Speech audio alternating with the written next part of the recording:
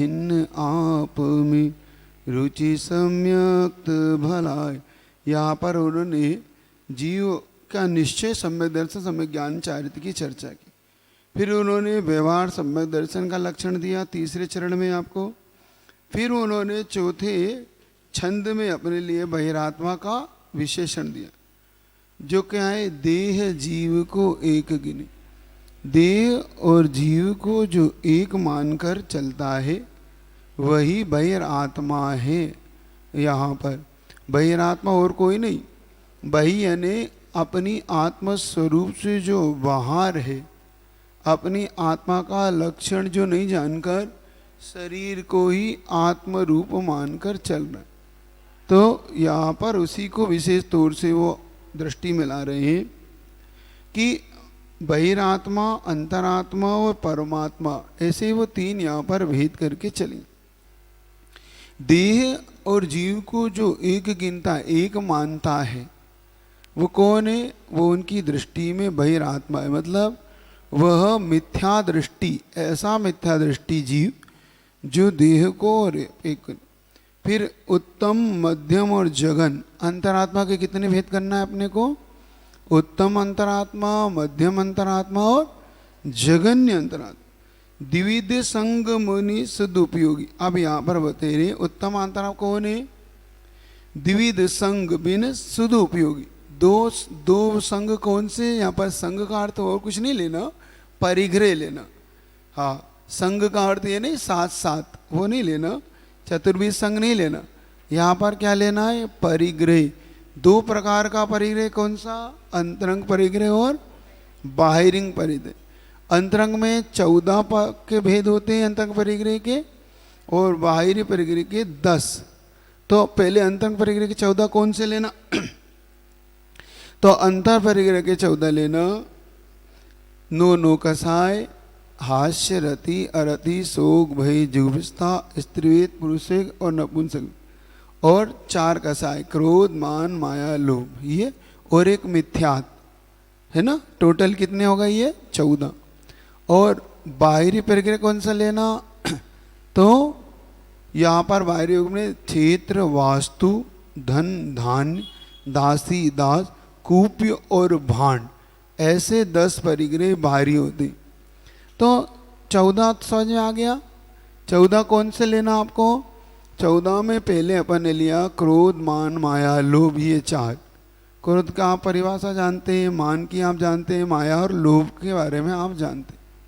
हास्य, रति, अरति, शोक, भय, जुगुप्सा, स्त्रीवेद, पुरुषवेद, नपुंसक, ये टोटल 9 कसाय। हास्य का मतलब होता है हंसी का आना।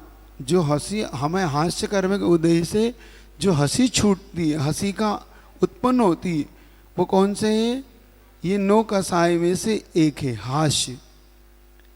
और एक सामान्य से प्रसन्नता और हास्य में अंतर है। एक किसी पर हंसना और किसी लिए हंसना है ना। किसी पर नहीं हंसना, हमें पर पे नहीं, सामान्य से जो एक प्रसन्नता बनी हुई रहती है, वो हास्य कर्म के उदय से एक चेहरे पे रहती ना, जिसको हम कहते हैं कि भाई इनके चेहरे पे प्रसन्नता बनी रहती, स्माइल बनी रहती है। क्यों? वो उनके हास्य कर्म के उदय से एक मन की प्रसन्नता भी होती। ये तो हास्य, रति, रति का मतलब प्रीति। प्रीति जो उत्पन्न होती है वो रति कर्म के उदय से होती। किसी वस्तु को, व्यक्ति को देखकर जो मन में प्रीति का भाव उत्पन्न होता है, वो रति कर्म के। अरति, अप्रीति, मतलब किसी को देखकर नहीं होती प्रीति उत्पन्न, अप्रीति होती कि भैया नहीं, हमें ये यहाँ ना, हम तो पसंद नहीं करते, ये कौन सी? अरति है ना। अब ये क्रोधमान, माया, लोभ के साथ चलेगी ये 4। तो हास्य, रति, अरति। शोक, शोक मतलब दुख। शोक उत्पन्न होता ना, कभी कभी बिना कारण के भी अंदर से अच्छा नहीं लग रहा, तो ये एक तो अरति और दूसरा शोक, अंदर से दुख हो रहा है। क्यों हो रहा पता नहीं आज, ये दुख। तो शोक। भय, डर, भय का मतलब डर होता है। तो किस कर्म के उदय से? भय कर्म के उदय से। शोक भय जुगुप्सा, जुगुप्सा का मतलब होता है एक तो पर को देखकर ईर्ष्या इत्यादि होना, जुगुप्सा कहते हैं ना।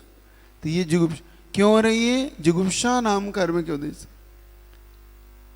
हास्य रति शोक भय, फिर स्त्रीवेद पुरुषवेद और नपुंसक। स्त्रीवेद पुरुष अभिलाषा को स्त्रीवेद, अब स्त्री की अभिलाषा को पुरुषवेद और उभय अभिलाषा को नपुंसकवेद। ऐसे ये नो अकसाय भी बोलते हो, नो नो कसाय भी बोलते।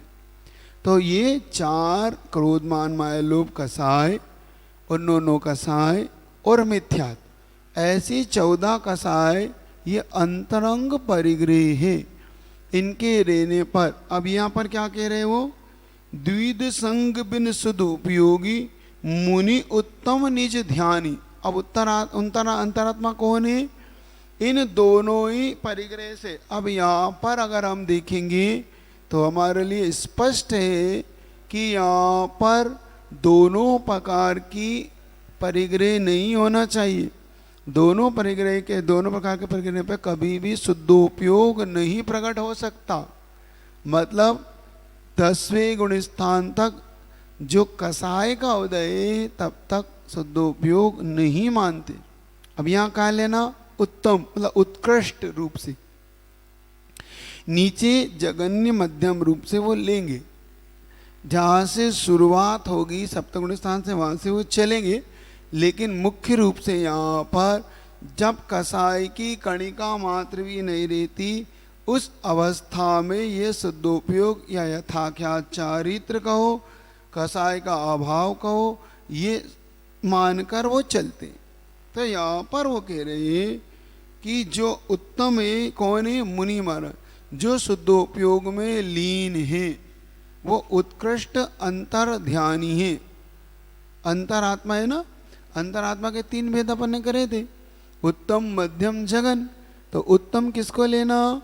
उत्तम लेना जो अंतरात्मा अंदर से, जिसके अंदर दोनों प्रकार का परिग्रह नहीं है, ऐसा उत्तम लेके चलना। ये याद रखना। आपको थोड़ा सा विषय हो सकता है आपके पहली बार सुनने में आया हो, लेकिन थोड़ा थोड़ा सुनोगे तो आएगा, बिना सुने तो कभी नहीं आएगा, है ना। तो द्विध का मतलब 2 प्रकार, संग यानी मतलब क्या लेना? परिग्रह, दोनों परिग्रह से जो रहित है।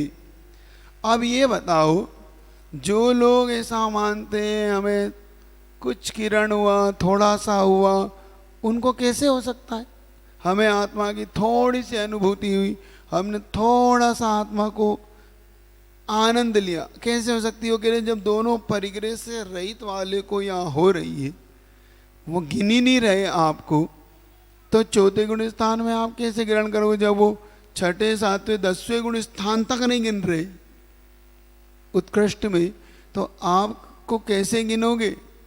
ये विचार कर लो, है ना। इस विचार करते ही आपको समझ में आ जाएगा कि क्यों आपका नंबर नहीं है। जो लोग ऐसा मान रहे हैं वो मात्र भ्रम है, वो सिर्फ कल्पनाओं में, झूठी कल्पनाओं में जी रहे हैं। जब यहाँ पर 6ठे 7वें गुण स्थान मुनि महाराज को भी उत्कृष्ट रूप से नहीं ले रहे हैं, तो आपको वो कैसे गिनेंगे, वो आपको कैसे ले लेंगे? ये विचार करना चाहिए। लेकिन व्यक्ति अपने आप को गिनता है। आगे वो क्यों कह रहे हैं, वो बता रहा हूँ वो आगे क्या कह रहे हैं। आपके लिए शुद्धोपयोगी नहीं कहा उन्होंने, याद रखना। किस अपेक्षा से कहा, उस अपेक्षा को आप समझिए। तो अपने यहाँ आत्मा के 3 प्रकार, उत्तम अंतरात्मा, मध्यम अंतरात्मा, जगन्य आत्मा, बहिरात्मा और परमात्मा। तो बहिरात्मा कौन? जो देह और जीव को ही गिनता है, ऐसा मिथ्या दृष्टि बहिरात्मा है। पहले, दूसरे और तीसरे गुण स्थान वाला ये बहिरात्मा माना जाता है। 4थे गुण स्थान से वो जगन्य, मध्यम और उत्कृष्ट के आगे भेद अपने सामने। तो जो शुद्धोपयोग में लीन है, ऐसे मुनि महाराज जो यथाख्यात चारित्र के साथ है, वो उत्कृष्ट अंतर आत्मा है। उत्कृष्ट जान गए? उत्कर्ष मतलब जिनकी सीमा उत्कृष्ट, ऐसा उत्तम बोलो, उत्कृष्ट बोलो। ऐसे मुनि महाराज विशेष तौर से आपके लिए यहाँ पर उनका बहिरात्मा आदि गुण स्थान से भी लगा लेना तो बता। तो बहिरात्मा का तो पहला गुण स्थान, दूसरा, तीसरा, फिर आगे गुण स्थान। फिर वो कह रहे अब आ रहा है जिन्हों, अब आप किनको मानना है यहाँ पर? अब मध्यम जगन्य कौन है, परमात्मा कौन है, इनका भेद वो पांचवें छंद में आपके सामने के छंद नंबर 5 देखिए। मध्यम अंतर आत्म है जे देशव्रति अनगारी, बोलिए। आत्म है जे जगन कहे अविरत समदृष्टि, तीनों शिव मग चारी।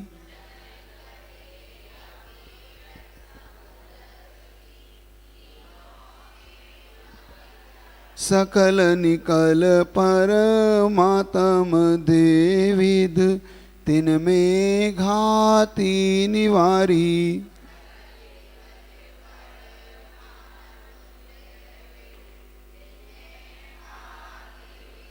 श्री अरिहंत सकल परमात्म, लोकालोक निहारी।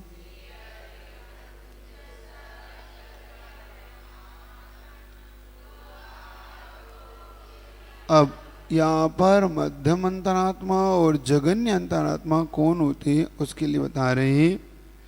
मध्यम अंतरात्मा जो देशव्रती हो जाते, देखो देशव्रती कौन कौन हो सकता है? मनुष्य और तिर्यंच दोनों ही देशव्रती हो सकते हैं।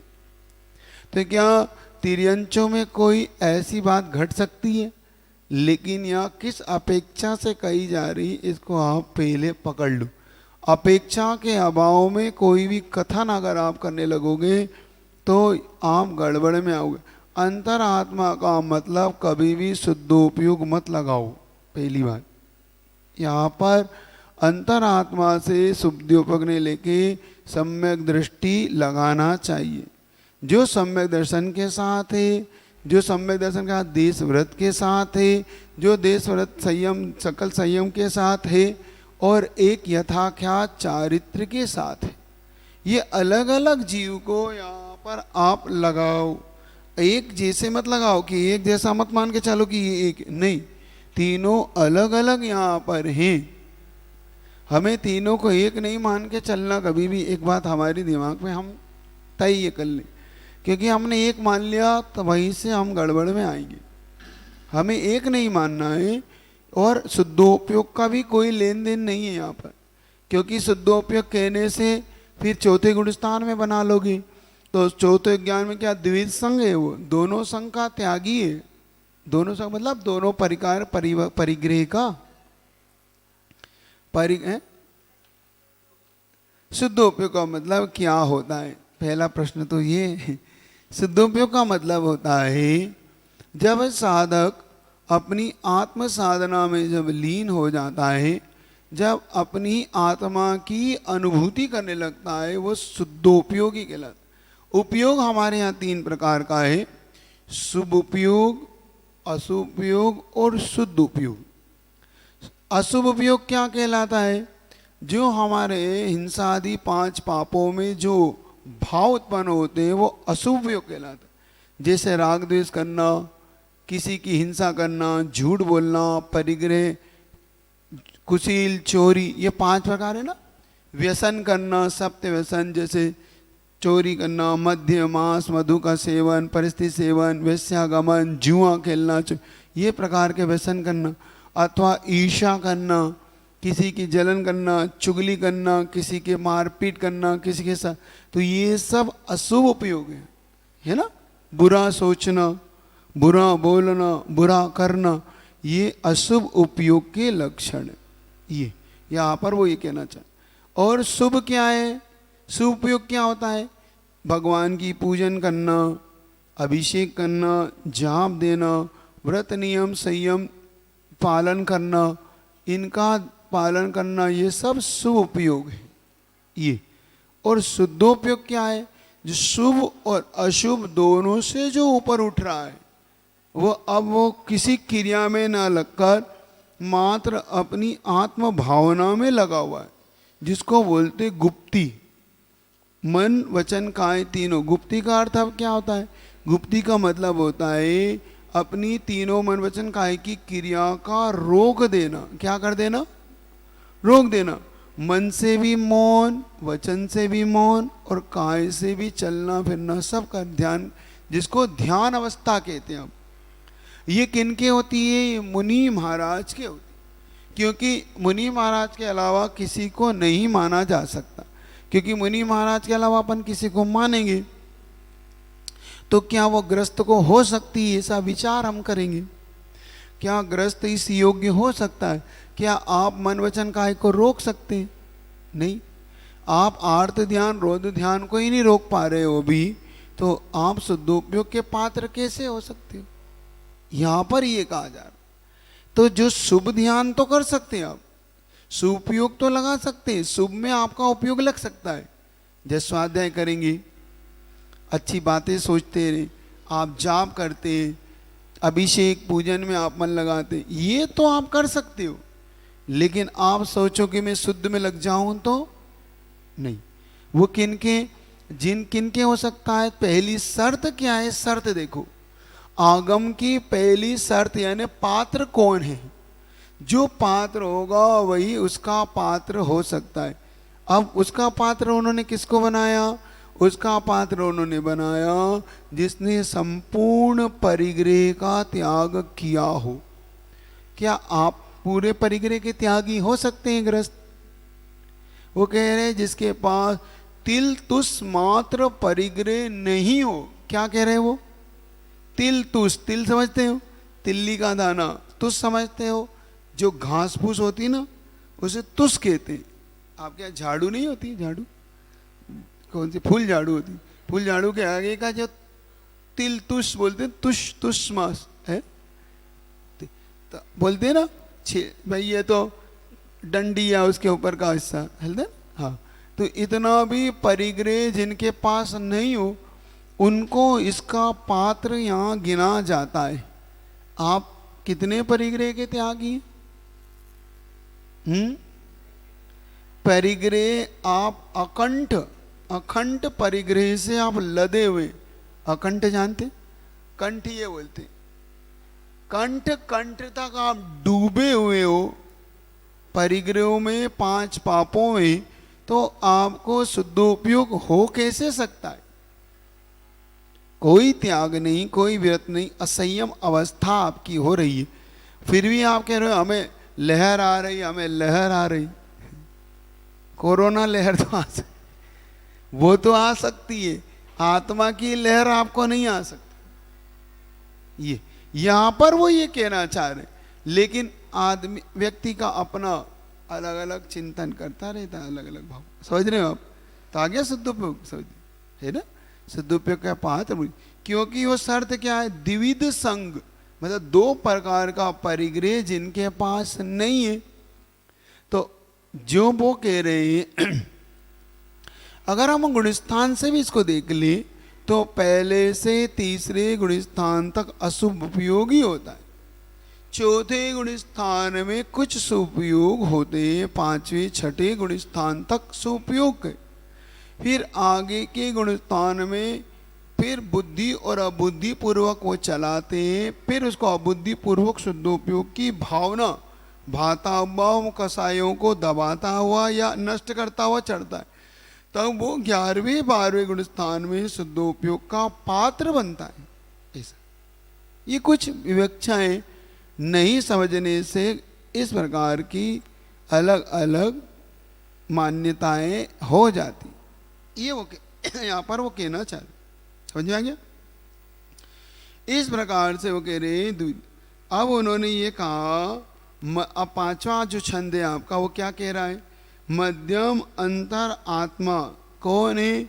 देशव्रति। देशव्रति को मध्यम अंतर आत्मा वो कहते। देशव्रति कौन कहलाता? अभी ये समझ लो। देश व्रती वो कहलाते हैं जो पापों का पूर्ण त्याग नहीं कर पाते, एक देश त्याग करते हैं, जिनको आप प्रतिमाधारी भी कहते हैं, है ना, 2 प्रतिमा 3 प्रतिमा, जिसमें वो 12 व्रतों को ले लेते हैं, है ना। अब वो क्या होता है 12 व्रत? 5 अणुव्रत, है ना, 5 इंद्रियों के विषयों को थोड़ा सा कुछ न कुछ त्रस हिंसा के त्यागी हो जाते, स्थावर हिंसा को वो नहीं छोड़ पाते, फिर भी वो कुछ ना कुछ त्याग करना पसंद करते, थोड़ा थोड़ा अपने आप को यहाँ पर। जैसे कि हिंसा पूरी नहीं छोड़ते, एक देश छोड़ देते, चोरी पूरी नहीं छोड़ते, एक देश छोड़, झूठ पूरा नहीं छोड़ते, एक देश छोड़ देते, परिग्रह ब्रह्मचर्य पूरा नहीं पाल के अपनी पत्नी तक संतोष भाव रखते, परिग्रह जितना है बाकी का शेष का वो त्याग कर देते, ऐसे एक देश परिग्रह को इत्यादि को। अब हमारा झूठ चोरी कैसे? मान लो व्यापार करता है, अब 100 रुपये की चीज 100 में तो बेच नहीं सकता, नहीं तो क्या उसे प्रॉफिट हो, कैसा जीवन चले, तो थोड़ा बहुत जो अंश में वो ले लेता है उसका नाम एक देश झूठ, व्यापार इत्यादि के लिए। गृहस्थ कुछ बोल लेता है, गृहस्थी में भी बोल लेता है, बोलता है ना। अब क्या करें, कभी कभी बोलना पड़ जाता है कि वो हमें झूठ बोलने के लिए मजबूर हो जाते हैं आप लोग। अब वो आपसे कह रहा है पिक्चर चलो, कहता नहीं मेरा तो मन नहीं है, तो आप कुछ ना कुछ बहाने बना देते, लेकिन मंदिर में नहीं बहाना बना। हाँ, कुछ ग्रस्तों के आगे जाके एलक छुल्लक के वो अलग बताएंगे, वो भी देशव्रती, हारिकाओं को भी ऐसा ही कहेंगे। महाव्रती उपचार से वो कहेंगे, लेकिन पंचम गुण स्थान व्रती ही वो होंगे, उसका अलग पात्र है, वो अलग पात्र होने से आपको अलग तरीके से वो बताएंगे। तो यहाँ पर वो कह रहे जो देशव्रती कौन कहलाता है? जो त्रस हिंसा का त्यागी होकर स्थावर हिंसा का त्याग नहीं कर पाता, क्योंकि ग्रस्त है। अब वो अग्नि भी जलाएगा, पानी भी छानेगा, मकान दुकान भी बनवाएगा, है ना, वनस्पति का उपयोग भी करेगा, वायु का उपयोग भी करता है वो, तो इस प्रकार से वो पूर्ण स्थावर हिंसा नहीं त्याग पाता। इसलिए त्रस हिंसा में विशेष तौर से वो कभी भी संकल्पी हिंसा तो करता ही नहीं है वो, और उद्योगी आरंभी हिंसा में भी विवेक रखता है कि नहीं ये मुझे इतना ही करना, इससे ज़्यादा मेरे को मुझे जरूरत नहीं है। इसका वो पूरा पूरा ध्यान और विवेक पूर्वक कार्य को करता है, ये वो याद रखता है। यहाँ पर ऐसा जो व्यक्ति होता है वो क्या कहलाता है? देशव्रती। क्या कहलाता है वो? हाँ, ऐसा व्यक्ति देशव्रती कहलाते हैं, जिनको हम 2 प्रतिमा से 11 प्रतिमा तक गिनते हैं। पहली प्रतिमा आपकी होती है ना, कि पहली आपकी दर्शन प्रतिमा। दर्शन प्रतिमा सम्यक दर्शन से लेना है यहाँ पर, सम्यक दर्शन जो निर्दोष पालन करते हैं, संसार शरीर भोग निर्विण्ण, संसार शरीर और भोगों से जो निवृत्त होते, मतलब कम कर लेते वो, ऐसा पंच गुरु चरण शरण और पंच परमेष्टि की शरण में वो रहते, ऐसा ऐसा पहली प्रतिमा। दूसरा व्रत प्रतिमा, जहाँ पर 5 अणुव्रत और त्रसकाय छठकाय की जीवों की हिंसा। छठकाय समझ गए? छठकाय मतलब 5 स्थावर और 1 त्रस। अभी सुबह पढ़ा रहे हैं ना उनको, जिनको सुबह पढ़ रहे हैं उनको पता पड़ गया वो छठकाय। अभी 2 दिन पहले पढ़ाया था ना आपको 5 स्थावर और त्रस। तो यहाँ पर छठकाय के जीव 5 स्थावर, पृथ्वीकाय, जलकाय, अग्निकाय, वायुकाय, वनस्पतिकाय और त्रसकाय, ऐसे छठकाय के जीव कहलाते, जिनको न हननते उनकी हंसा से बचता है। और 4 वैसे तो इनके 12 व्रत, 5 अणुव्रत, 4 शिक्षाव्रत, 3 गुणव्रत, ऐसे करके वो चलते। ऐसे गुण व्रत में जैसे सामायिक, प्रोषदोपवास, ये इत्यादि को, और अनर्थ दंड इत्यादि से, अपध्यान इत्यादि से वो बचते। ऐसे 12 व्रतों को वो ग्रहण कर लेते। आगे तीसरी प्रतिमा सामायिक प्रतिमा हो जाती। सामायिक प्रतिमा में वो तीनों कालों की संध्या में सामायिक करता है, सुबह दोपहर में 12 से 1, शाम को संध्या काल, तो ये सामायिक प्रतिमा कहलाती। चौथी प्रतिमा प्रोषदोपवास कहलाती। प्रोषद का मतलब होता है सप्तमी को एकासन, अष्टमी को उपवास, नवमी को एकासन, 13 को एकासन, 14 को उपवास, पूर्णिमा और अमावस्या को एकासन, ऐसा प्रोषद कहलाता है ये। फिर पांचवी प्रतिमा सचित्त त्याग, मतलब अब वो सचित्त कभी भी फल फूलों का उपयोग नहीं करता, जैसे केला है, आम है, अमरूद, इनको जैसे आप लोग छील के खा लेते, वो नहीं खाएगा, वो उन्हें अचित्त करेगा, अग्नि पक्व, समझ रहे हो, उन्हें पका के सब्जी के रूप में उपयोग में लेगा। आपके जैसे अब असही में थे तो पहले ककड़ी खा ली, ये खा ली, अब ऐसे नहीं खाएगा वो।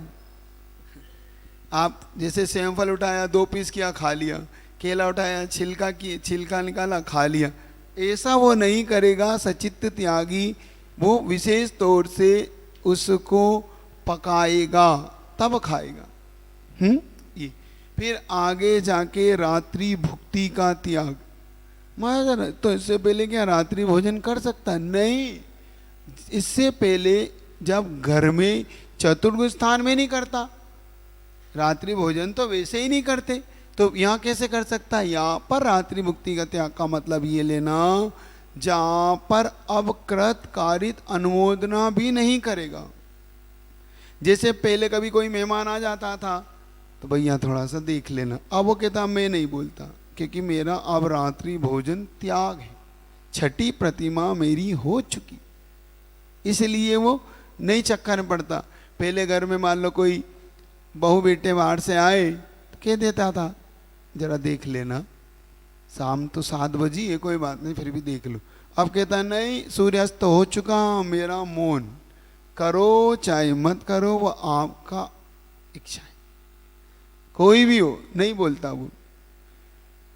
सातवीं प्रतिमा ब्रह्मचर्य प्रतिमा उसकी हो जाती। अब संपूर्ण रूप से अपनी पत्नी के प्रति भी वो पूर्ण ब्रह्मचर्य का पालन करता है।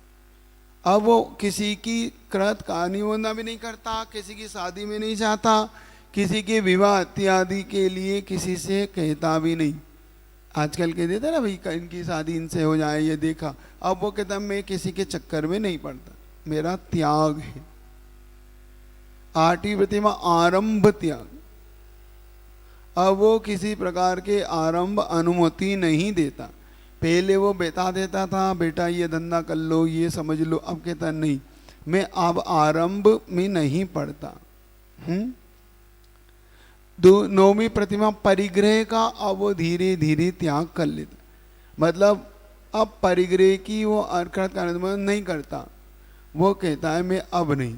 10वीं में अनुमति त्याग कर देता, अब वो अनुमति भी नहीं देता, बाबूजी ये देख लो, वो कहता है मुझे नहीं पता, मैं नहीं बोलूँगा, अब कुछ तो अनुमति दे दो, नहीं मेरी कोई अनुमति, ये मकान खरीद लूँ मुझे नहीं पता, ये बेच दूँ मुझे नहीं पता, मैं नहीं जानता, क्योंकि मेरा अब अनुमति का त्याग है। हाँ, और 11वीं उद्दिष्ट त्याग, अब वो कभी भी अपने निमित्त से बनाया हुआ भोजन ग्रहण नहीं करेगा। क्या आइए छुल्लक जी आज तो आपके लिए कुछ बनाया है मैंने, वो नहीं करेगा। वो अब वहाँ जाकर भोजन 7 घरों से या एक घर में बड़े आनंद से उसे जो दिया जाएगा वो चुपचाप लेके चला आएगा। वो कह नहीं सकता मेरे लिए ये बना दो, ये बना देना, ये कर लेना, थोड़ा मेरा ध्यान रख लेना, वो नहीं कह सकता, क्योंकि उद्दिष्ट त्यागी वो हो चुका है। एक बात ध्यान रखना, कुछ लोगों की एक गलत धारणा, भ्रम मिटाना अब आपको काम है। उनकी गलत धारणा है आजकल साधु उद्दिष्ट लेते हैं, ये एक गलत धारणा बहुत ज़्यादा प्रचलन में आने लगी। अब वो कैसे कैसे कहते हैं, देखो उद्दिष्ट का क्या मतलब लेते हैं। वो ये कहते हैं जैसे मुनि महाराज आए तो तुम उनके निमित्त से बना रहे कि नहीं, तो इसलिए उद्दिष्ट के दोषी हैं वो। क्या कह रहे हैं वो, क्या कह, उद्दिष्ट किसको मान लिया उन्होंने, तुमने मुनि महाराज के निमित्त से बनाया इसलिए तुम महाराज को उद्दिष्ट दे रहे हो। ये परिभाषा उद्दिष्ट की नहीं है। अगर नहीं, मैं पूछता हूं क्या साधु को औषधि देना है, मान लो कोई साधु बीमार है तो पहले ग्रस्त बीमार पड़े, फिर अपने लिए बनाए, फिर साधु को दे, ऐसा करेगा कि साधु की औषधि करेगा? बोलो नहीं, ये तो उद्दिष्ट होती है, उद्दिष्ट होती है, क्योंकि तो मैं तो कोई घर में बीमार था नहीं, अब साधु के निमित्त से ही मैंने बनाई है, तो यह उद्दिष्ट है क्या? मैं पूछ रहा हूं आपसे। अब आप लोग तो कोई शुद्ध खाते नहीं हो, अब मुनि महाराज आते हैं तभी आप शुद्ध बनाते हो और शुद्ध खाते हो और शुद्ध देते हो, तो फिर ये उद्दिष्ट है क्या? विचार तो करो। क्या ग्रस्त गर्म पानी पीता है, फिर मुनि महाराज तो प्रासुक गर्म लेते हैं, तो उद्दिष्ट जल है क्या? पूछ रहा हूं। क्या आप शुद्ध घी दूध लेते हैं? नहीं, आप तो जो आता ले लेते थे, लेकिन मुनि महाराज आए तो आपने शुद्ध दूध घी लाए, तो क्या उद्दिष्ट दूध घी शुद्ध उद्दिष्ट हो गया? पहले उद्दिष्ट क्या होता है और वैयावृत्ति क्या होती है, इनमें फर्क तो कर लो। ये बुद्धि का दिवाला निकलने पर ऐसी बातें होती है। उद्दिष्ट का मतलब ये होता है, अगर मुनि महाराज मुख से कृत कारित अनुमोदना से कहें मेरे लिए आज थोड़ा सा ये बना लेना, इसका नाम उद्दिष्ट है, और जो आपने किया उसका नाम वैयावृत्ति है। ये दोनों में अंतर है, समझ रहे हो? आपने जो किया आपकी बुद्धि से, वो आपकी बुद्धि से जो आपने प्रयोग किया, नहीं महाराज को बुखार है, भैया बुखार है तो औषधि दान करो, महाराज को औषधि चलाओ, और आपने समझदारी से औषधि बनाई और महाराज के लिए दे दी, महाराज का बुखार उतर गया। तो ये वैयावृत्ति है कि उद्दिष्ट है? पूछ रहा हूं। यही तो अब यही वो कहने लगे। क्या कहने लगे? मान लो किसी किसी नगर में एक ही चौका लगा, नहीं लगे बहुत सारे चौके, तो क्या कहते हैं ये उद्दिष्ट है, क्योंकि एक ही मुनि महाराज और उनके निमित्त से ही बनेगा, सो उन्हीं मुनि महाराज उस चौके में जाते तो उद्दिष्ट है। क्या दुर्बुद्धि है, ये कैसे हो सकता है? अरे मुनि महाराज कहे तब हो सकता है, गृहस्थ तो करेगा। अन्यथा मैं पूछता हूं, राम सीता वन के अंदर 2 चारणदी मुनि महाराज को आरदान कर रहे, मुनि महाराज के लिए खड़े थे, मुनि महाराज आए पड़गान कर लिया, क्या उद्दिष्ट दे दिया? क्योंकि उनने तो लक्ष्य किया कि सबसे पहले मैं पात्र को पड़गान करूंगा, पात्र नहीं है तो फिर भोजन करूंगा। आज वो आ गए सो आरदान कर दिया। पूछ रहा हूं, ये हमें ये समझना, क्या ये भी एक प्रसंग है? देखो भाई, वहां पे महाराज जी वहां है, क्षेत्र पे है मान लो, अब महाराज जी क्षेत्र पे है तो आप गए भक्ति से, तो ये उद्दिष्ट, वो कहते हैं ये उद्दिष्ट क्योंकि तुम महाराज के निमित्त को लेके गए। सोचो कैसे कैसे प्रसंग को कैसे कैसे कुतर्कों से लोगों को भ्रमित किया जाता है। आपको विषय समझ में पकड़ में आया? इस विषय को पकड़ लेना, क्योंकि ये आपके सामने भी ऐसे ही प्रसंग उपस्थित करके आपको कुतर्कों से हो सकता है भटकाया जाए, और आप सीधे साधे लोग जल्दी से इन बातों में फंस जाते हो। हाँ बिल्कुल ठीक कह रहे पंडित जी, बिल्कुल आप ठीक कह रहे, बिल्कुल। देखो अब वो कैसे गिनाते, देखो मुनि महाराज क्षेत्र में, अब तुम वहाँ गए, किसके लिए गए? हम तो मुनि महाराज के लिए गए। आप बोलोगे, आप आहारदान किसके लिए करने गए? मुनि महाराज के लिए करने गए। अब तुम मुनि महाराज के लिए वहाँ गए तो महाराज के लिए उद्देश्य किसका था? मुनि महाराज। तो ये उद्दिष्ट हुआ कि नहीं? देखो ये विपरीत धारणाएं बना बना कर लोगों को विपरीत मार्ग पर धकेल दिया जाता है। बात समझ में आ रही नहीं आ रही? अभी भी प्रसंग समझ में आ रहा? इस प्रकार से लोगों को विपरीत धन, जबकि उद्दिष्ट क्या है, उद्दिष्ट की परिभाषा पहले समझ लो। उद्दिष्ट की प्रतिभाषा है जिसकी मुनि महाराज मन से, वचन से और काय से अनुमोदना करे, सो उद्दिष्ट है। कि मेरे उद्देश्य को लेके आज थोड़ा सा ये बना लेना, ऐसा भोजन बना लेना, इसका नाम उद्दिष्ट है। मुनि महाराज की कोई कर्म नहीं है। ये श्रावक अपनी व्रयवती कब करेगा बताओ ना।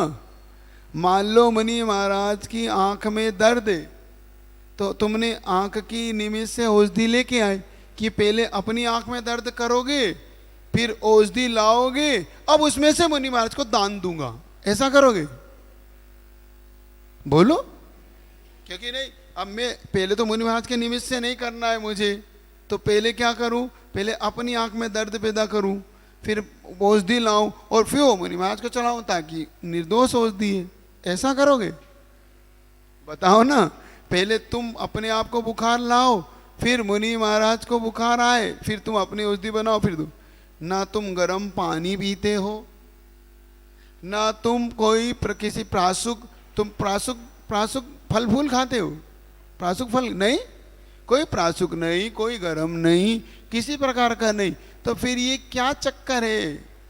ये वैयावृत्ति है, आरदान है आपका। पात्र के आने पर आप भक्ति प्रकट करोगे कि देखो धन्य है ये पात्र, इस पात्र के कारण में जो अभी तक इन पात्र की तो मुझ पर अनुकंपा है, मैं जो अशुद्ध खाता था इन पात्र की कृपा से मैं अब शुद्ध खा रहा हूं, जब तक पात्र मेरे यहां पर है। ये पात्र नहीं होते तो मैं अशुद्ध ही खाता। आज ये पात्र की कृपा है, इनको धन्य है, ये जब तक मेरे नगर में है मैं भी शुद्ध खा रहा हूं, और मुनि महाराज आ जाते हैं तो मैं शुद्ध दान कर देता हूं। ये तो नहीं। जिनको दोष ही निकालना हो वो कहीं भी दोष ढूंढ लेते, जिनको गुण ही निकालना हो वो कहीं से भी गुण खोज लेते। मैं पूछता हूं, अब मैं एक बात आपको पूछता, राम की घटना सुनिए। राम जिनका अपर नाम पद्म था, जब वो मुनि बने तो मुनि बनने के बाद उनको बलराम भी कहते थे, बलभद्र भी कहते। जब वो नगर में आए, चूंकि वो कामदेव थे, इतने सुंदर थे, इतने सुंदर थे कि जब वो नगर में उन्होंने आहार के लिए प्रवेश किया तो सारा पुरुष, सारा महिला, सारा बालिका वर्ग उनको देखने के लिए उमड़ पड़ा। और दशा ये हो गई कि महिलाएं कहीं का कहीं पहन रही हैं, कान का नाक में, नाक का हाथ में, इतनी आकुलित हो रही है उनको देखने के लिए। वो प्रसंग देखना आप राम का, पद्म पुराण के अंदर पढ़ना। जो महिला पानी भरने के लिए गई, एक हाथ पड़ोस में बच्चा है, घड़े की जगह बच्चा बांध दिया, और इतनी पागल हो रही है कि उसे ये पता नहीं मैंने बच्चा बांध दिया, और कुएं में उतार दिया उसको। सुन रहे हो? बाद में समझ आ रहा है फिर बच्चा है, खींच रही। ये ऐसा पागलपन तो देखो, बहुत गजब का बात है, बहुत गजब का वर्णन है। जब राम ने ये दशा देखी लोगों की तो उनके मैं तो नहीं आऊंगा भैया अपना घर में आहार करने। क्यों? क्या तो पागल हो रहे लोग। उनको सिर्फ उनकी रूप को देखने के लिए, उनके रूप इतना सुंदर उनका रूप, क्योंकि कामदेव बलभद्र ऐसे लगते थे कि जैसे साक्षात बिल्कुल। तब उन्होंने नियम ले लिया कि मैं अब जंगल में आहार मिलेगा सो करूंगा। ले लिया उनने नियम। अब वो चले गए। अब जंगल में किसी को पता पड़ा कि राम तो आहार के लिए नहीं आएंगे, तो लोग जंगल में आहार देने गए उन्हें। तो क्या उद्दिष्ट आहार किया राम ने? विचार करना, क्या राम ने उद्दिष्ट आहार किया? क्या राम उद्दिष्ट आहार के भागी हो गए? नहीं हुए ना। अगर राम नहीं हुए तो हमारे गुरुजी कैसे हो सकते उद्दिष्ट आहार के त्यागी, जो आज वहां पर रह के साधना करते, एकांतों में, क्षेत्रों पर रह के। जब राम क्षेत्र पे रह के साधना कर सकते तो हमारे गुरुजी ने साधना की, जो मुनियों ने साधना की, वो उद्दिष्ट कैसे हो सकता है उनके लिए? नहीं हो सकता ना। अब मैं दूसरा एक और उदाहरण देता हूँ। श्री कृष्ण ने अपने जीवन में ऐसे साधना, एक ऐसे मुनि महाराज जिनको ऐसा रोग जिनको ऐसा रोग हो गया कि जिसकी कोई औषधि नहीं मिल रही, और एक वेद को बुला के दूर से ही पूछा, देखो भाई दूर से देखो और बताओ इनको क्या रोग है, क्या इलाज है। वेद भी इतना चतुर था, उनके चिंता मत करो, ए भाई माइक को माइक ठीक, इनको उन्होंने कहा चिंता मत करो, हाँ भाई ठीक, अब चिंता मत करो, ये ठीक हो जाएंगे, क्योंकि वो हवा से ही, अगर उस रोगी की हवा भी बह के आ जाए तो कह देते थे कि कौन सा रोग है। इतने जानकार थे वेद, नब्ज नहीं देखना उन्हें, सिर्फ रोगी का शरीर देख लिया और उन्हें बता दिया कौन सा, ठीक हो जाएंगे। कोई नहीं, क्या करना है, इनको मैं एक औषधि दूंगा, उस औषधि के लड्डू बना लेना। अब लड्डू बना लेना और ये मुनि महाराज को शांति से चला देना, महाराज 1 सप्ताह में ठीक हो जाएंगे। अब कृष्ण ने यही किए, लड्डू बनाए और उनको घर घर बंटवा दिए कि जहां भी मुनि महाराज का हारो उन्हें चलाओ। तो क्या उद्दिष्ट है? उद्दिष्ट की डेफिनेशन क्या होना चाहिए, पहले ये पकड़ लो। जो लोग इस प्रकार की भ्रमक आत्मक लोगों के बीच में व्यर्थ की बातें कह के सिर्फ लोगों के भ्रम उत्पन्न करते हैं, उनको अभी ना उद्दिष्ट की परिभाषा पता है, ना अधा कर्म की परिभाषा पता है।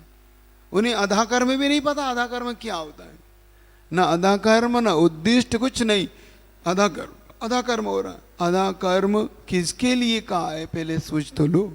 ये गृहस्थों के लिए, क्योंकि गृहस्थ बिना अधा कर्म के भोजन नहीं बना सकता और साधु उसकी अनुमोदना नहीं कर सकता। दोनों देख लो। अधा कर्म का मतलब होता है एक इंद्रिय और सट काय की, जहाँ हिंसा होती है, ग्रस्त की यहाँ होती है, क्या करेगा वो, पानी भी छानेगा, कहीं झाड़ू लगाएगा तो चींटियाँ भी हो जाती हैं, कभी कभी वो इस प्रकार से उससे हो जाता है, तो ऐसी हिंसा भी हो जाती है उसकी। गाड़ी चलाने में पंचेंद्रिय मर जाते हैं उससे, उठाने रखने में बर्तन से कभी कभी छिपकली मर जाती है, कभी चूहा मर जाता है, ऐसे अधा कर्म उससे हो जाते हैं। तो इसका मतलब वो थोड़ी है, आप देखो तो अंतर क्या करना है। ना आधा कर्म जानते हैं वो लोग, ना आधा कर्म की डेफिनेशन जानते। एक ऐसे ही मिले चित्तौड़ में हम लोग थे, श्वेतांबर साधियाँ आई, वो कहने लगी कि महाराज जैसे ये आधा कर्म नहीं है, तो ये आधा कर्म किसका प्रसंग है? साधु आधा कर्म नहीं कर सकता, वो करेंगे, उनका तो काम है, वो उनका काम, वो भूखे रहते हैं क्या, वो उपवास करते हैं क्या? नहीं करते। ये उनकी वैयावृत्ति है, साधु जहाँ होगा वहाँ उन्हें आहार दान करना है, ये उनका काम है। श्रावक अपनी वैयावृत्ति समझता है, विवेक गुण रखता है कि नहीं मुनि महाराज की वैयावृत्ति मुझे करना है। अब मुझे कैसे करना है, वो अपने विवेक से करता है। हाँ, मुनि महाराज के सामने आधा कर्म ना हो रहा हो, ये याद रखना। क्या?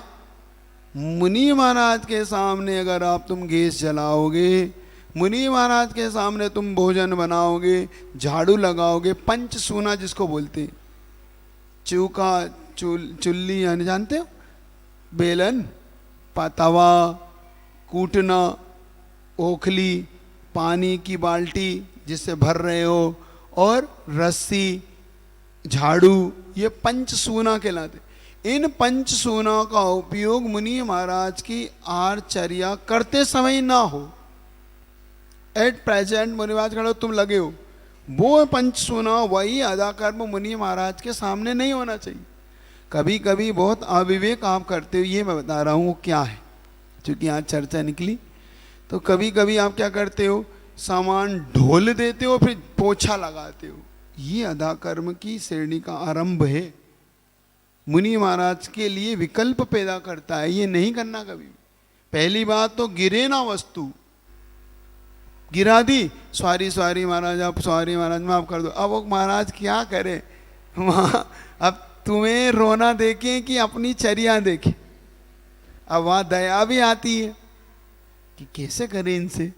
और आप मूलाचार भी देखो तो उधर भी लगता है कि अब कैसे करें, दोष उत्पन्न कर रहा है।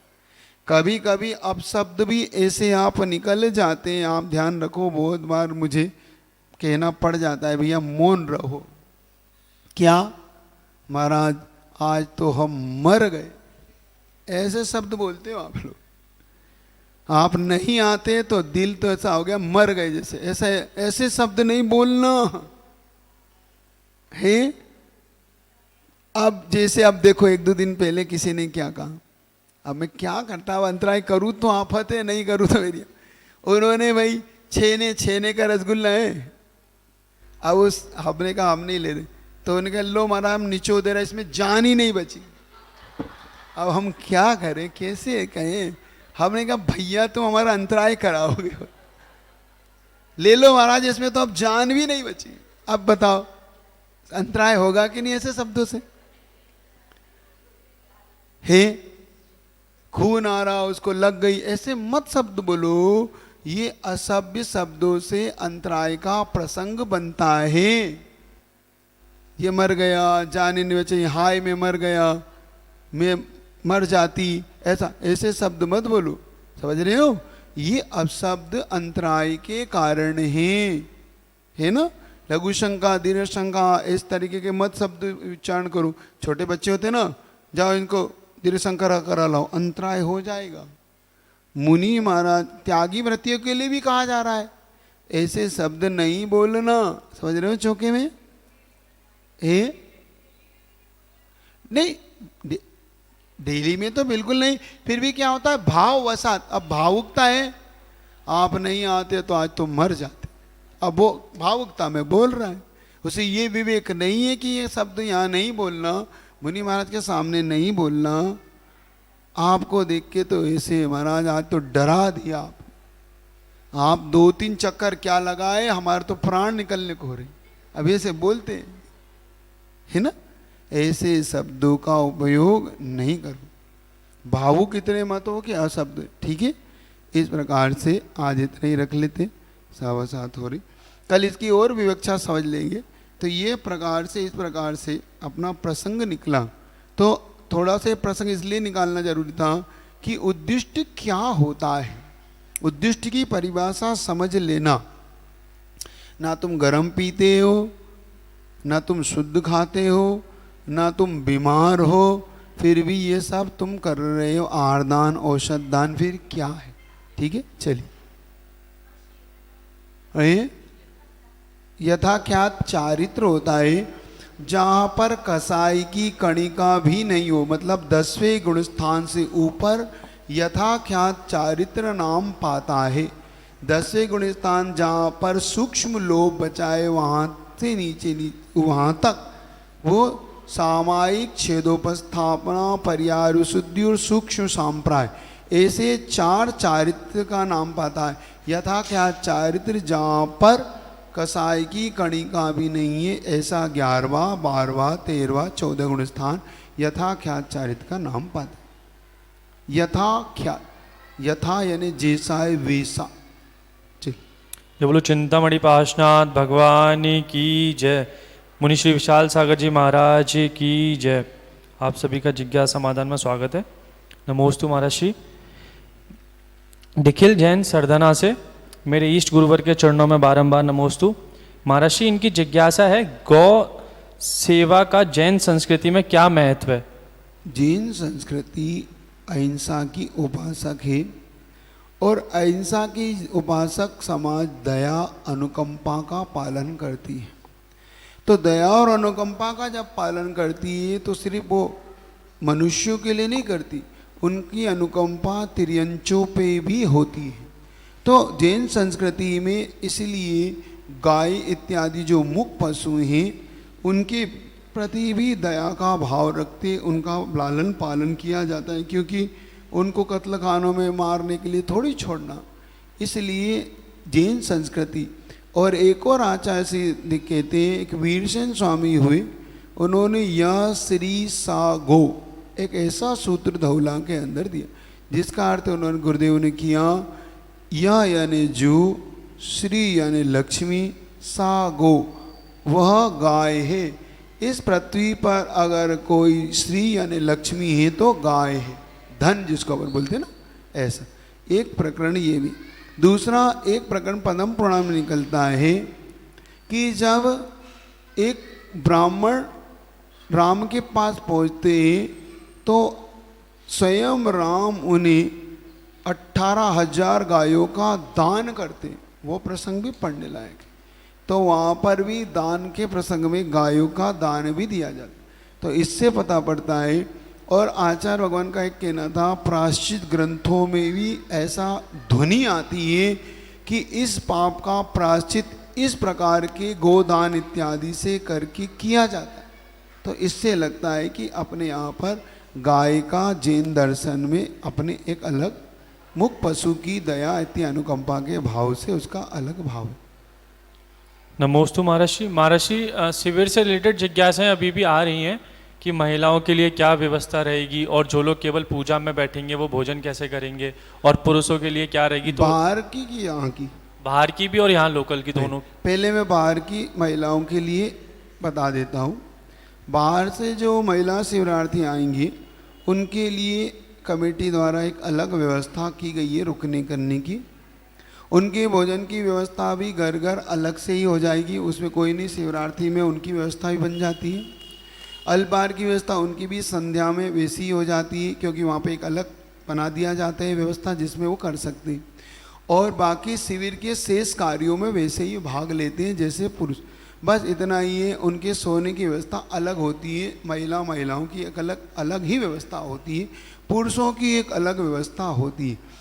जहाँ की महिला शिवरार्थी की व्यवस्था आपको पता ही है, उन्हें घर ही विश्राम करना है, घर ही भोजन और अल्पाहार भी घर ही लेना है। उनके लिए स्वाध्याय में सुबह जो ध्यान होगा उसमें, और 8 बजे तक पूजा में शामिल हो सकते हैं। फिर 8 बजे से घर जाकर 1:30-2 बजे तक बाद में आ सकते, मतलब ऐसे 6 घंटे की उनको बीच का गैप, ताकि शिवरार्थियों के लिए भोजन और स्वयं अपने परिवार के भोजन इत्यादि की व्यवस्था कर सकें। फिर 2 बजे से 4:30 तक जो क्लास लगेगी उसमें वो भाग ले लेंगे। फिर 4:30 से 5:30 तक वो पुनः अपने घर में जो भी अल्पाहार उनको लेना वो लेंगे। फिर 5:30 से प्रतिक्रमण उनका शुरू होगा, उसी में थोड़ा बहुत ध्यान और फिर जिज्ञासा समाधान इत्यादि का कार्यक्रम होगा।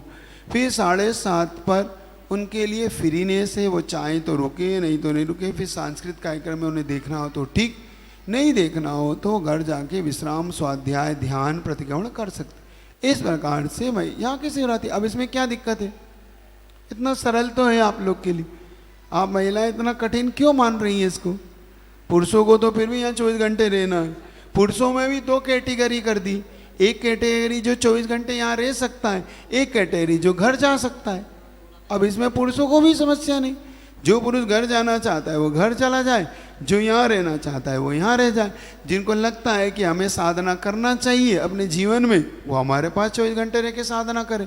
जिनको लगता है कि अभी हम थोड़ी कम कर पा रहे हैं, कम साधना का काम चले तो कम साधना करके चले। लेकिन हर व्यक्ति को भाग लेना चाहिए, क्योंकि ये जीवन के अमूल्य क्षण है। क्योंकि मुनि महाराज बार बार आपके सानिध्य नहीं होता, क्योंकि 10 लक्षण हर साल होगी लेकिन मुनि महाराज नहीं होंगे, और गुरुवर के शिष्य हर साल तो बिल्कुल ही नहीं होंगे, क्योंकि गुरुवर ने बड़ी मुश्किल से तो 50 साल में अब दिया, अब कब देंगे भगवान जाने, है ना। इसलिए जो अवसर मिला है इसको आप भुना लो। इसलिए और कोई शंका मत रखो। जिनको रोग की दवा लेना उनके लिए भी महाराज ने छूट दे दी, कोई बात नहीं, आप अपनी रोग की दवा भी ले लो। और क्या चाहते हो, इससे ज़्यादा तो क्या कर सकता है आपके लिए कोई। चलिए महाराज जी, एक बहुत महत्वपूर्ण उसमें जो नियम लिखा हुआ है कि पुरुष वर्ग या महिला वर्ग अपना मोबाइल सेलफोन इस्तेमाल नहीं कर सकते, तो इस चीज़ से भी काफ़ी लोगों के मन में डर है, तो इसके लिए भी कुछ मार्गदर्शन दीजिए। मोबाइल से डरने की आवश्यकता नहीं, ये आपके जीवन को अच्छा बनाने वाला नियम है। मैं आपको बताऊं, बड़े बड़े हाई जो क्वालिटी के देश हैं जिनको आप पढ़ा लिखा और अच्छा उन्नत देश मानते, ऐसे अमेरिका, रूस, जापान देशों में बता रहा हूँ, वहाँ पर व्यक्ति 10-10, 15-15 दिन के लिए एकांत में जाते हैं और अपने घरों पर लिख जाते हैं 15 दिन कोई हमारे मोबाइल पे कोई भी कॉल ना करे, मैं नहीं हूँ, मेरा मोबाइल स्विच ऑफ है, ऐसा वो लिखते हैं। और 15-15 दिन एकांत में जाके वो रहते हैं, कुछ नहीं। और वहाँ पे भी कितना सिर्फ सिंपल दाल रोटी पे टिकते हैं वो 10 दिन, और दिन भर ध्यान और शांतिमय अपना जीवन जीते। जब वो जिनको धर्म की ABCD नहीं पता, वो भी अपने जीवन को सुखी बनाने के लिए ये प्रयोग करते हैं, तो तुम्हें तो धर्म बहुत कुछ सिखाया जाता है, फिर भी आप प्रयोग नहीं करते अपने जीवन में। अरे क्या जीवन में क्या चला गया? क्या श्वास चली गई, मोबाइल चला गया? आप तो ऐसे कह रहे हो जैसे हमने श्वास लेने का मना कर दिया हो कि अब 10 दिन श्वास कोई नहीं लेगा। मोबाइल आपने, ये देखो तुम मोबाइल के कितने बड़े गुलाम बन चुके हो। तुम मोबाइल तुम्हारे जीवन में तुमने कैसा अनिवार्य तत्व बना लिया, मोबाइल के कितने तुम हैबिचुअल हो गए। ये है व्यसन, इसको कहते हैं व्यसन, कि मोबाइल के बिना आप व्यसनी हो गए। जैसे शराबी शराब के बिना नहीं रहता, ऐसे तुम मोबाइल के बिना नहीं रहते। विचार करो, 10 दिन के लिए ही तो छुड़ाया जा रहा है, कोई जीवन भर के लिए थोड़ी। ऐसा मन बना लो, कोई फर्क नहीं पड़ता, कोई ये बड़ा नियम नहीं है। 10 दिन की तो बात है महाराज, 10 दिन, और वो भी आप कह रहे हो बस। हम तो 10 मिनट में ही घबरा जाते हैं, कहाँ गया कहाँ गया। हम भोजन करें सो, टॉयलेट में जाएं सो, नहाएं सो, हम सब जगह तो मोबाइल लेके घूम रहे हैं महाराज। और आप कह रहे हो कि 10 दिन। ये ऑनलाइन प्रश्न उत्तर से ज्यादा यहाँ पढ़ाया जा रहा है, उसको तो पढ़ लो, ऑनलाइन भरने जा रहे। घर आए पूजे नहीं, बामी पूजन जाए। हमारी बुद्धि भी तो क्या। देखो जिसकी मजबूरी है, जो छात्र लोग हैं उनकी बात अलग है, उनके लिए मैंने कुछ नहीं कहता। कोई विशेष व्यापारी वर्ग है जिसका काम ही उस पर टिका है, उसके लिए भी मैं कुछ नहीं कहता। क्या करे, अब जीवन ही उसका उस पर टिका है कि महाराज हम अब दिन भर में अगर नहीं करेंगे तो करोड़ों का घाटा हो जाएगा, अरबों की क्योंकि यहाँ अरबों की खान खाने चल रहे। क्या करें, मैं छिपी टोला में अरबों का लेन देन होता है एक एक मोबाइल पे, भैया मैं क्या करूं। और उनके लिए छूट है। अब जो फुर्सत चंद है, फालतू के व्हाट्सएप, फालतू की चैटिंग, फालतू की सेल्फियां भेजना, और मोबाइल अनिवार्य मांग रहे हैं, उनके लिए क्या क्या अनिवार्य बताओ तो। क्यों जीवन खराब कर रहे हो। मोबाइल की दशा ये है, एक मोबाइल के ऊपर जो होती है ना आपकी जो लेयर, 10 टॉयलेट सीट के बराबर होती है। उसने कहा इतने जीव होते हैं उसके ऊपर के कवर, आपका जो बोलते हैं ना, जिससे आप टच करते हो। हाँ, आप देखो तो ये मेरा नहीं, तो आपके वैज्ञानिकों का शोधन है। 10 टॉयलेट सीट में जितने जीवाणु होते हैं उससे कहीं ज़्यादा आपके मोबाइल के ऊपर पे होते हैं। आप वो भी नहीं छोड़ पा रहे हो। क्यों अपने आप को इस तरीके से गुलाम बना रहे हो मोबाइल का। मोबाइल का गुलाम मत बनो। मोबाइल, मैं बताऊं एक बहुत बड़ी चीज़ बता रहा हूं आपको। जिन लोगों ने इन मोबाइलों को बनाया, जैसे आपका जॉब स्टीव जिसने एप्पल बनाया, वो कभी मोबाइल नहीं रखता था। सुनो, जो सबसे ज़्यादा आपका अमीर आदमी है, सुन रहे हो, वॉरेन बफेट, वो मोबाइल का उपयोग नहीं करता। स्वयं अपने कर्मचारी पास रहता है, वो कहता, वो बात करता हाँ तो कर लेता है, बाकी कहता मैं नहीं रखता अपने पर। सोचो, इतनी बड़ी बड़ी हस्तियां अपने साथ मोबाइल नहीं रखती, और तुम तो उनसे बड़े हो ना भाई, तुम उनसे भी बड़े वाले हो। इसलिए विचार करो। एक बात मैं आपको थोड़ा सा आपके लिए यहाँ से एक विषय दे रहा हूँ। आज घर जाना, घर जाकर एक पेन लेना है, कागज लेना, और मोबाइल का मैं दिन भर में कितना सदुपयोग करता हूँ और कितना दुरुपयोग करता हूँ, जरा इसको एक लिख लेना। कितने घंटे दुरुपयोग होता है और कितने घंटे सदुपयोग होता है। जितने घंटे सदुपयोग होता है उतनी छूट देता हूँ। जाओ और बोलो, पता ही नहीं पड़ेगा। हाँ, क्या फिर क्या लिख के दिया? जीरो। सिर्फ तुमने दुरुपयोग के अलग कुछ नहीं लिखा। तुम अपनी खुद सीट देख लेना, जांच कर लेना। क्यों? घंटों घंटों सिर्फ रात के 2-2 बजे तक लगे भले ही हो तुम, लेकिन तुम्हें पता है कि क्या हो रहा है? कुछ नहीं हो रहा। फालतू की चैटिंग, तूने क्या खाया, तूने क्या पिया, तू कहाँ गया था, तूने क्या देखा, तूने कौन सी पिक्चर देखी, तू आज कब सोएगा। अरे तू मोबाइल तो बंद कर जब तो सोएगा। बस इसके अलावा कुछ नहीं। बता, इसके अलावा क्या बात होती है? एक सहेली दूसरी सहेली से क्या बात करती है? एक मित्र दूसरे मित्र से क्या बात करता है? इसके अलावा मुझे बताओ तो। कोई एक काम की बात नहीं होती, और जो काम की बात होती है वो 1 मिनट की होती है। वो 1 मिनट की होती है। भाई वो मुझे अर्जेंट काम है, ऐसा पूरा कर देना, हो जाएगा। फिर उसके अलावा फिर फालतू की बातें। तू कब आ रहा है, तू कब मिलेगा, तू कब जाएगा। बंद तो कर दे फोन भाई, तू इसमें लाल बटन है वो दबा दे। तुम लोग व्यर्थ की चर्चाओं को छोड़ो। इसलिए मेरा कहना है, ये मोबाइल का एक अच्छा एक आपके लिए प्रयोग कराया जा रहा है। इससे पापों से बचोगे और मोबाइल की गुलामियत से छूट जाओगे। 50 साल 200 साल अंग्रेजों के तुम गुलाम रहे, मोबाइल के जिंदगी भर रहोगे। ये मेरा कहना मान के प्रयोग करो। प्रयोग तो करो, 10 दिन में क्या होता है फिर देखेंगे जो होगा। ठीक है, चल। महाराज जी, जैसे जो पुरुष वर्ग वहाँ पूजा में बैठेंगे, जो लोग दुकान जाने की छूट रखेंगे, तो क्या वो व्यापार के लिए अपने मोबाइल का इस्तेमाल कर सकते हैं? जब घर जाएंगे तो अब कर ही लेंगे। जब वो घर जा ही रहा है तो करेगा ही। मुझे पूछो घर क्यों जा रहा है? वो जाए व्यापार के लिए रहा है वो, तो वो क्या करेगा? वो करेगा ही। तो घर जाएगा तो करेगा। अब क्या करेंगे? उसका तो कोई हल अपने पास है नहीं। पूरी ईमानदारी से ना करे तो बहुत अच्छा। ईमानदारी का तो कोई, देखो ईमानदारी वो उसकी अपनी है। उसकी आत्मा क्या कहती है, वो कितना ईमानदार है वो खुद है। बस ईमानदारी रखो। अब ये नहीं कि बेईमानी का मौका ना मिला सो ईमानदार, वो ईमानदारी नहीं कहलाती। हाँ, कुछ लोग ईमानदार इसलिए कि उन्हें कभी बेईमानी का मौका ही नहीं मिला। वो ईमानदारी किसी काम की नहीं होती कि जब बेईमानी का मौका तो कर ली, हम तो ईमानदार हैं। ऐसी ईमानदारी नहीं चाहिए। ईमानदारी वो है कि हमें कोई नहीं देख रहा है फिर भी हम ईमानदार हैं कि नहीं मैं नहीं उठाता। क्या है बेईमानी? मैं नहीं करता बेईमानी। किसी ने कह दिया कर लो तो नहीं मैं नहीं करता, मुझे नहीं करना। क्या बात, मैं बेईमानी की चीज़ नहीं लेता, उठाता नहीं। कौन देख रहा है? अरे वो तो देख रहा है, वो तो देख रहा है। बस वो देख रहा है तो अपने आप ईमानदार। ठीक है ना?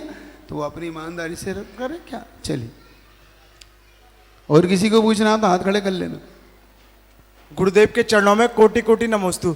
गुरुदेव, मेरी जिज्ञासा है कि यम संलेखना अधिकतम कितने समय तक चल सकती है? दूसरी बात, जो नियम संलेखना होती है 12 वर्ष की, वो गुरु देते हैं या स्वयं ली जाती है? तीसरी बात, दो ही का उत्तर दे दो। यम संलेखना कितने दिन तक चलती है? यम संलेखना बड़े विवेक से, बहुत सावधानी पूर्वक लेना होती है। ऐसा कोई गुरु या कोई ऐसा व्यक्ति आपके सामने मिले तब यम संलेखना धारण की जाती है। यम संलेखना मतलब हो गई जीवन पर्यंत के लिए चारों प्रकार का आहार जल जिसने छोड़ दिया है, ऐसी यम संलेखना कहलाती। तो अब जब जीवन पर्यंत छोड़ना है तो बिना किसी समझदारी के मत छोड़ना। जब तक तुम्हें गुरु संकेत ना करे, जब तक आयु कर्म अब तुम्हें सामने दिखने लगे कि अब ज़्यादा नहीं टिकेगा, तो यम संलेखना ले ली जाती। ऐसी 9-9, 10-10 दिन तक चल सकती है यम संलेखना। आचार्य शांति सागर जी महाराज 9-9 दिन तक टिक गए वो यम संलेखना लेने के बाद, तो टिक गए, उन्होंने उसको धारण किया। कभी कभी उनके बारे में कोई कहता है अंत में छोड़ा, कोई ऐसी भी बातें आती। तो यम संलेखना ऐसी ली जाती है। और नियम संलेखना जो 12 वर्ष की है, वो इस समय इस काल में लेना ठीक नहीं है, ऐसा पूज्य गुरुदेव का कहना है। कारण उसका ये है कि उसमें गुरुदेव का मानना ये है कि अब कोई भी ऐसा निमित्त ज्ञानी अपने सामने नहीं है जो हमारी आयु को बता सके कि अब इनकी इतनी ही आयु शेष है। क्योंकि 12 साल कब लोगे? जब तुम्हें ये पता पड़ेगा कि अब मेरी 12 साल से ज़्यादा आयु नहीं है, तब तुम नियम संलेखना का भाव बनाओगे कि भैया 12 साल की लेता हूँ। लेकिन अब ऐसा ना कोई अवधि ज्ञानी ना निमित्त ज्ञानी नहीं है जिससे कि हम पता कर लें कि अब 12 साल ही हमारी शेष, और ऐसे में ले ली और 12 साल बीतने के बाद आपको यम संलेखना लेना पड़ेगी और आप उसको तोड़ोगे तो फिर गड़बड़ में आओगे। इसलिए अब 12 साल की संलेखना ना लेकर अब खोज की जाती है कि मैं अब ऐसा गुरु ऐसा संग खोज लूँ जिससे कि मैं वहाँ पर समाधि धारण कर लूँ और उनकी आज्ञा में रहकर अपनी समाधि को पूर्ण करूँ। ये तो बन सकता है। ये तो 12 साल अब वो आप अब भगवती आराधना में देखेंगे तो उन्होंने भगवती आराधना में ऐसे ही प्रसंग घटाए कि वो सबसे पहले अपने संग से निवृत्त होता है, संग से निवृत्त होने के बाद ऐसे क्षेत्र को खोजता है जहाँ पर उसकी संलेखना के योग्य स्थिति हो। फिर ऐसे गुरु को भी खोजता है जिस गुरु के सानिध्य में अपने सारे किए हुए पापों अपराधों का प्रायश्चित लेकर उन्हें वहाँ पर अपनी शुद्ध अवस्था को प्राप्त होकर फिर संलेखना धारण करे। ऐसे शिष्य वर्गों को खोजता है उनका कि भैया ये 48-45 मुनि मेरी समाधि कराएंगे। इस प्रकार से वो 12 वर्ष इस प्रकार से लगाता हुआ संलेखना को ले। तो गुरुदेव क्या मुनि महाराज क्या किसी श्रावक के घर जाकर संबोधन दे सकते हैं अगर कोई अंतिम सांस से गिर रहा है? दे सकते हैं, ऐसा उनके लिए आज्ञा है। एक आहारचर्या, दूसरी उनके लिए संबोधन के लिए अगर मुनि महाराज को लगता है कि इस श्रावक का कल्याण हो जाए तो वो दया से वहाँ जाकर उन्हें दे सकते हैं। लेकिन जाए कोई नियम नहीं, जा सकते हैं। लगता है कि ठीक है भाई इस जीव का उद्धार हो जाए तो जा सकते हैं, लेकिन जाए कोई नियम नहीं है कि वो जाए ही। ऐसा इस प्रकार चलिए गुरुदेव जैसे मतलब निर्यापकाचार्य आप कल के लिए रख लो कुछ। अवधेश जी आगरा से गुरुवर के चरणों में बारंबार नमोस्तु। महाराज श्री इनका प्रश्न है कि पंचम काल कितने साल और चलेगा? कितने साल और चलेगा? अपने यहाँ 2 प्रसंग आते हैं। कुल पंचम काल 21,000 वर्ष का होता है। अगर 2,500 वर्ष निकाल दिए जाएं तो 18,500 वर्ष शेष रहते हैं। और अगर एक प्रसंग ऐसा भी आता है कि 18,500 से बीत चुका है, 2,500 शेष है। ऐसे 2 मत उपलब्ध होते हैं। तो ऐसा लगता तो ऐसा ही है कि 18,500 निकल गए। जिस हिसाब से आप लोगों की एक्टिविटी है, जिस हिसाब से जैन समाज की स्थितियां हैं, तो उससे तो लगता है कि 18,500 निकल गए। अपन छठे काल की ओर अब बढ़ चले हैं, 2,000 वर्ष रह गए। देखो ना आप, व्यक्ति की बुद्धि, व्यक्ति के कार्य करना, धर्म के प्रति भावनाएं, जिन एक दूसरे के प्रति राग देश, कहीं अच्छी भावनाएं, तो इससे लगता है कि अपन बहुत कुछ निकल चुका है। भगवान महावीर बहुत पहले हुए थे। ऐसा लगता नहीं कि 2,000 वर्ष बीते। तो विचार से तो ऐसा, फिर भी ये दोनों ही मत अपने सामने। रिंकी जैन आगरा से गुरुवर के चरणों में कोटि कोटि नमन। महाराज जी इनकी जिज्ञासा है कि अशुद्धि के दिनों में या झूठे मुंह जय जिनेन बोल सकते हैं क्या? पहले भी मैंने कहा था कि ये जय जिनेन वगैरह बोलना शुद्धि में ही ठीक है। आप अशुद्धि के दिनों में वैसे भी मौन रखने को आता है कि मौन से ही रहे, मौन का ज़्यादा से ज़्यादा पालन करे। वैसे तो बहुत कुछ मैं बताऊं आपको, पुरानी प्रक्रिया को तो तुम अपना ही नहीं पाओगे। पहले प्रक्रिया यह थी, महिलाएं उन दिनों में 3 दिन के लिए एकांत में चली जाती थी जहां उन्हें कोई देख न भी ना पाए, ऐसे स्थान को चयन करती थी। उनके भोजन पानी अलग ही भेज दिए जाते थे और वो वहाँ पर रहकर अपनी भोजन पानी को करके बर्तन को स्वयं मांज मूझ के रख लेती। स्वयं के बिस्तर इत्यादि अलग होते थे। उनकी शुद्धि मतलब वो अपने कभी कहीं किसी चीज़ को छूती ही नहीं थी। जैसे कोरोना में क्वारंटाइन कैसे होते हैं, बस समझ लो वैसे ही पालन वो करती थी। यहाँ तक कि बच्चा अगर छोटा है तो ठीक, नहीं तो बच्चे को भी अपने से अलग रख के रहती थी। अब इतनी व्यवस्था तो आप करते नहीं हो, तो कम से कम इतना पालन तो कर लो कि शांति से रह जाओ। पहले संगीत, गीत, नृत्य इत्यादि नहीं सुनती थी, ये बता रहा हूँ आपको, क्योंकि उस समय मना स्थिति ऐसी नहीं होती थी कि इनको सुना जाए। ये इसीलिए आवेग संवेग नहीं बढ़ते, आवेग और बढ़ता है, पाप के भाव और उत्पन्न होते हैं, क्योंकि उस समय शारीरिक स्थिति कुछ अलग भिन्न है थोड़ी। आप इसमें कुछ दिमाग आरिकाओं से संपर्क करो, सब बताएंगी वो आपको। इसलिए आप स्वयं बहुत आरिकाओं को देखोगे तो आरिकाएं 3-3 उपवास रखती हैं, 3-3 दिन उपवास रखती हैं, और अगर नहीं रखती तो वो सटरस का त्याग करके करती हैं भोजन। बहुत आप इस चीज़ को आज आप लोगों ने बिल्कुल इसको बिल्कुल हवा में उड़ा दी बातें, लेकिन गंभीरता से विचारनी है। आप इसको ऐसे मत उड़ाओ, वरना इसके दुष्परिणाम बहुत कुछ आगे देखने को अब मिल रहे हैं और मिलेंगे। जो वाइट स्पॉट, ये वो सब जो हो रहे हैं ना, फुंसी उनसी, इतने रोग हो रहे हैं घरों में, इनमें ये इनकी दवाइयाँ क्यों नहीं मिलती? क्योंकि इन अशुद्ध हाथों से लोग खाते हैं, इनका बना हुआ खाते हैं। घर में कोई विवेक नहीं, कहाँ जा रहे हैं, क्या छू रहे हैं, क्या उठा रहे हैं, कोई सब नॉर्मल है, सब नॉर्मल है, सब नॉर्मल है। ये विवेक नहीं होने से अब घरों में अव्यवस्थाएं फैल गई।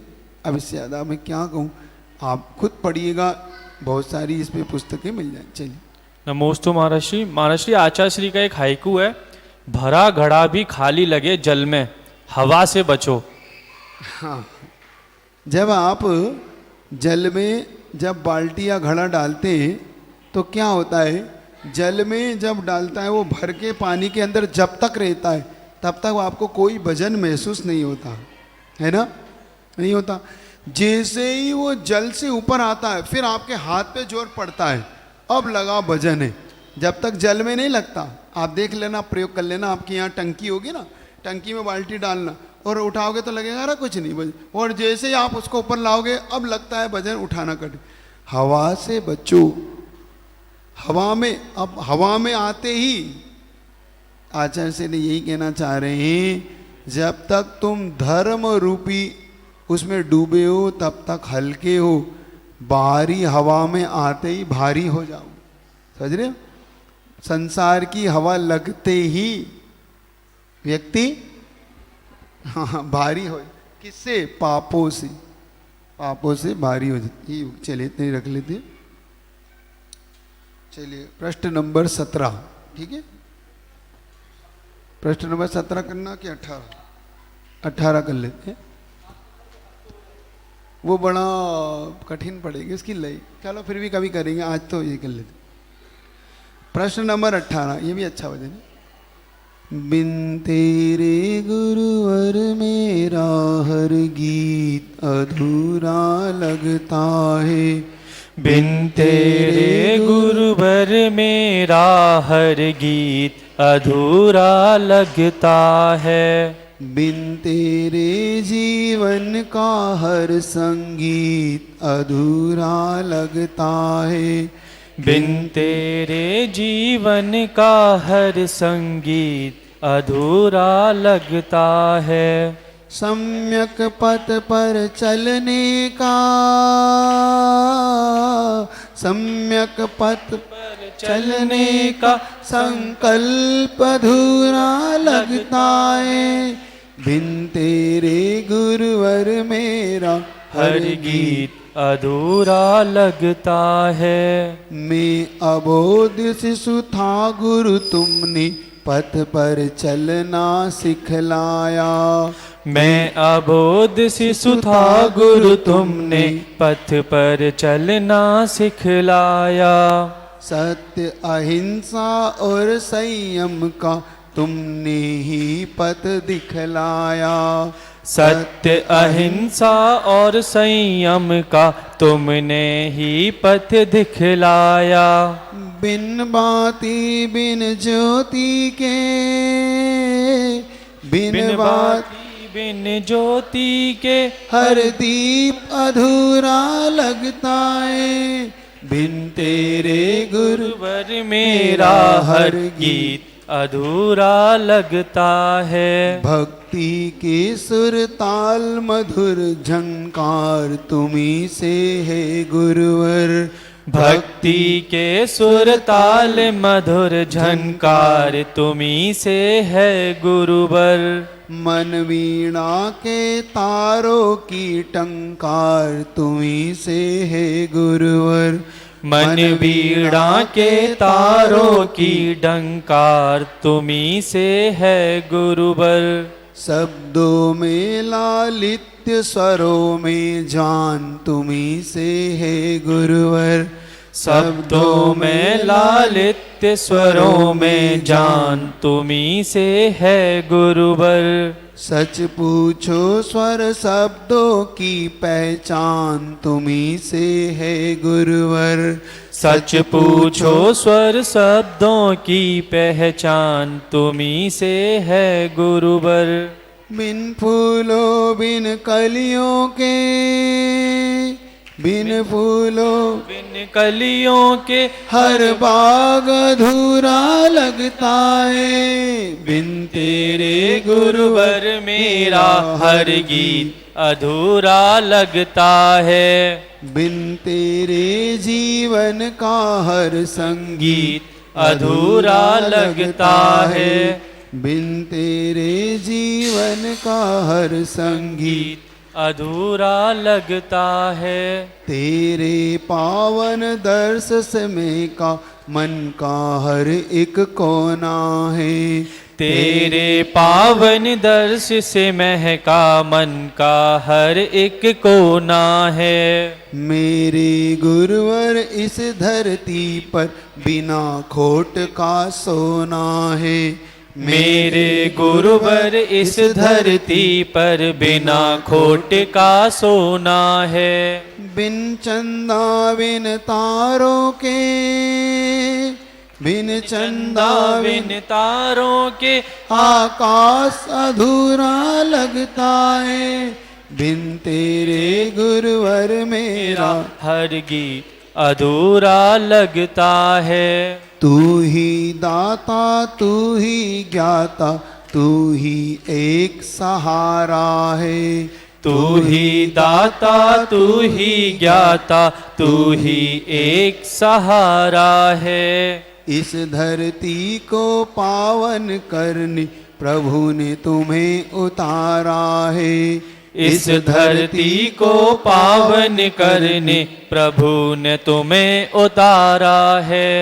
बिन बाती बिन ज्योति के, बिन बाती बिन ज्योति के हर दीप अधूरा लगता है। बिन तेरे गुरुवर मेरा हर गीत अधूरा लगता है। बिन तेरे जीवन का हर संगीत अधूरा लगता है।